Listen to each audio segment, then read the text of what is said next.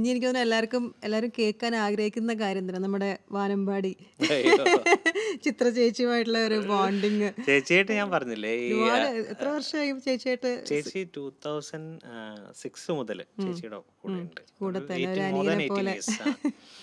അപ്പൊ ആ ചേച്ചി അവിടെ നിന്ന് ഇതേപോലെ ചേച്ചിനെ എവിടെ നിന്നാണ് ആദ്യം കണ്ടത്? ചേച്ചിയെ ഞാൻ പറഞ്ഞില്ലേ എം ജയേന്ദ്രൻ സാറിന്റെ അന്ന് റെക്കോർഡിങ്ങിന് recording studio അവിടെ ആ ചേച്ചിയുടെ സ്റ്റുഡിയോയിലായിരുന്നു റെക്കോർഡിങ് നടന്നുകൊണ്ടിരുന്നത്. അന്ന് ചേച്ചി ഉണ്ടായിരുന്നു അവിടെ.